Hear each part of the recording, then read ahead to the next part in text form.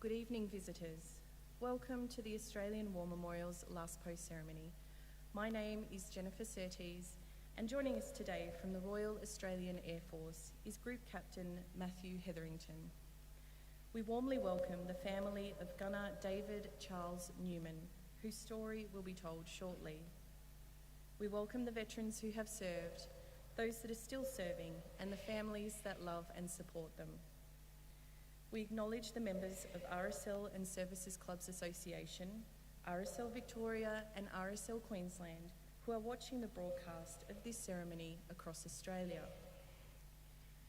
During this evening's ceremony, wreaths will be laid at the base of the Pool of Reflection by family and visitors to the memorial. If you are able, please stand and join in singing the National Anthem.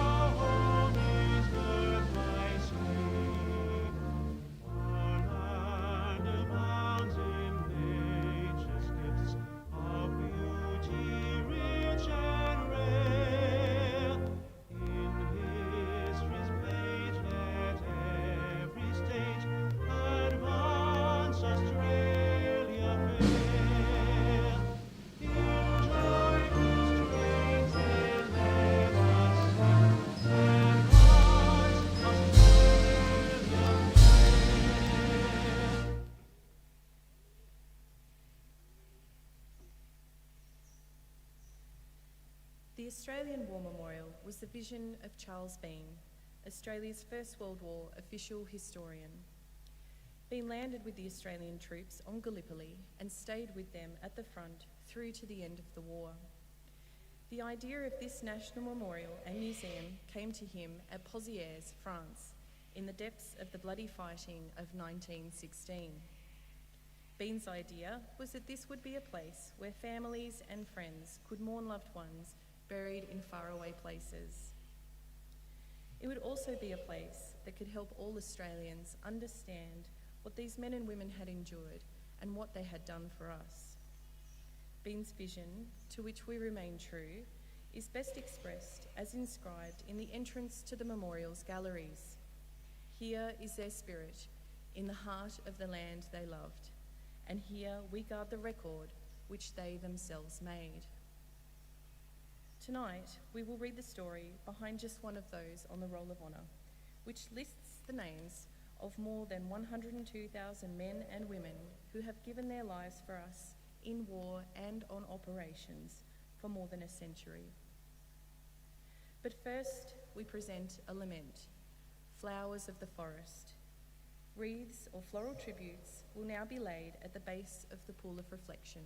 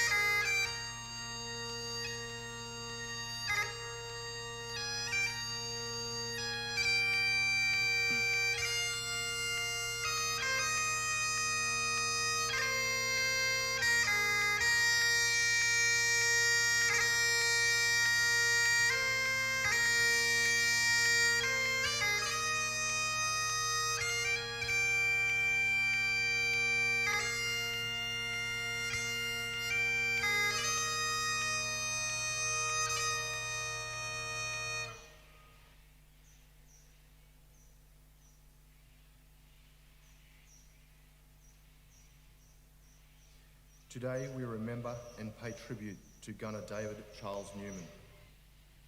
David Newman was born on the 21st of August 1923 in Junee, in the Riverina region of New South Wales.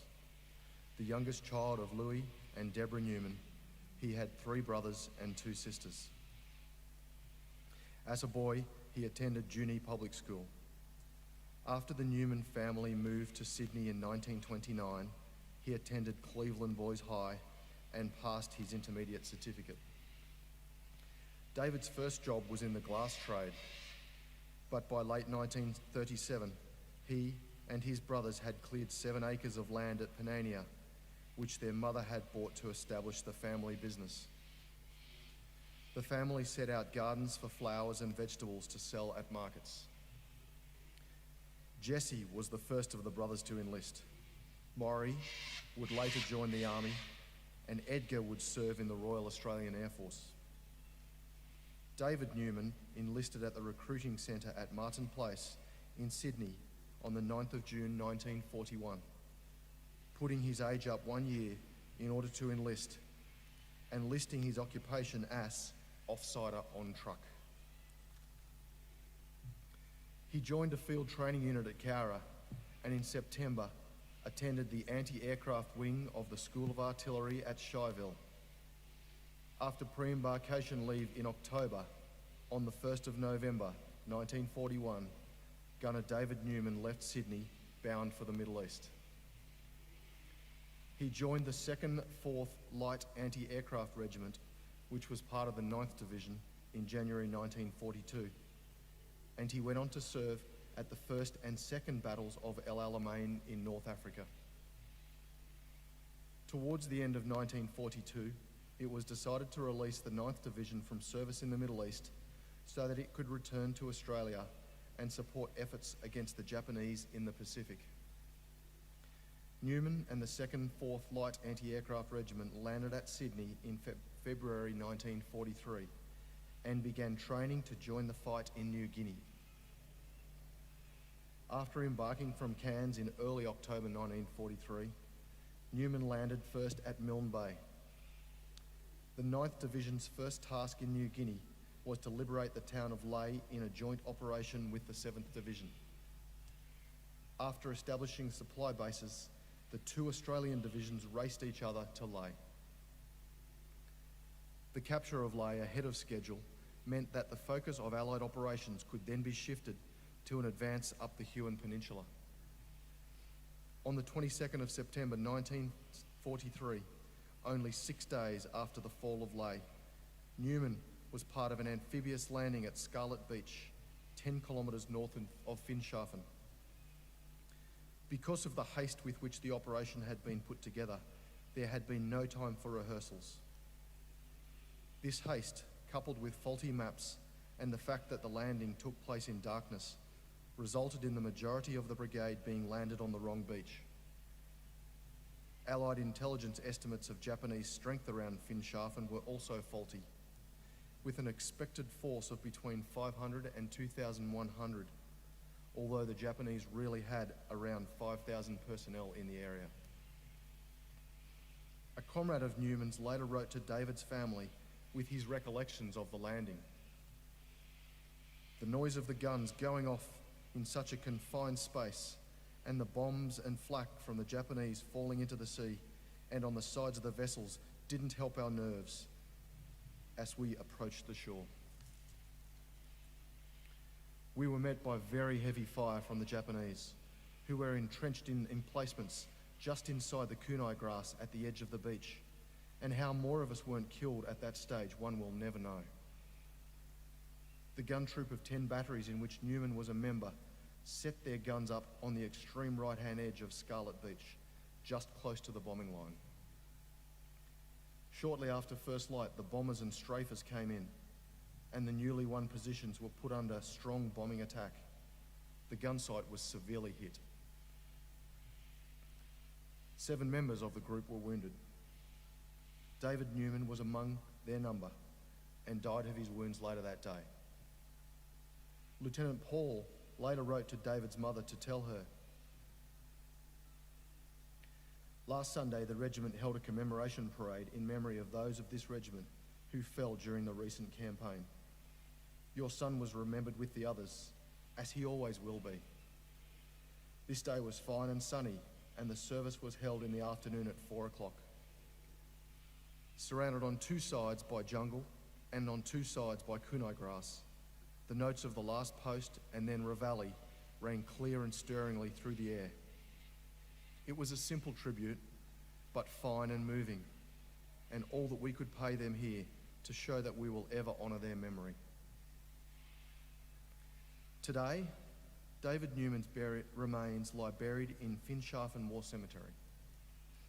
His name is listed on the honour roll on my left, among almost 40,000 Australians who died while serving in the Second World War. His photograph is displayed today beside the pool of reflection. This is but one of the many stories of service and sacrifice told here at the Australian War Memorial. We now remember Gunner David Charles Newman, who gave his life for us, for our freedoms, and in the hope of a better world.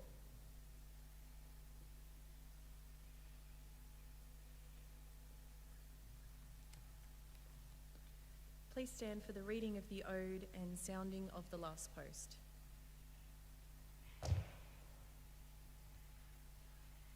They shall grow not old, as we who are left grow old. Age shall not weary them, nor the years condemn. At the going down of the sun, and in the morning, we will remember them. We will remember them.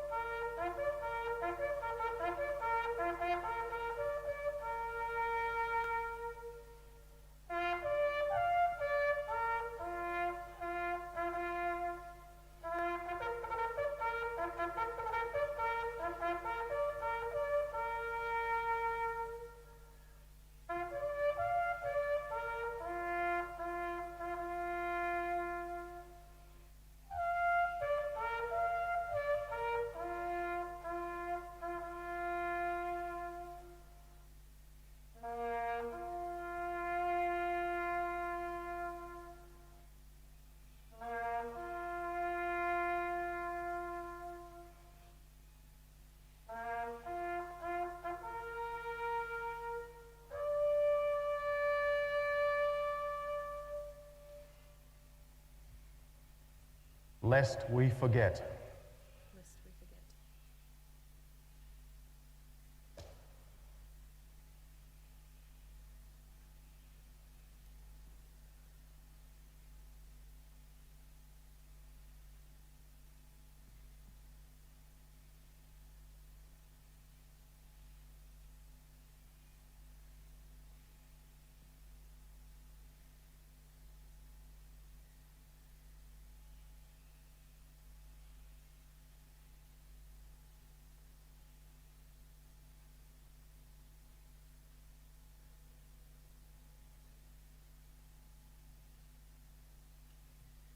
We leave you this evening with the words of the memorial's founder, Charles Bean. Many a man lying out there at Pozières or in the low scrub at Gallipoli with his poor, tired senses barely working through the fever of his brain has thought in his last moments, well, it's over. But in Australia, they will be proud of this. Ladies and gentlemen, girls and boys, that concludes the last post ceremony. We thank you for visiting the Australian War Memorial and wish you all a very good evening.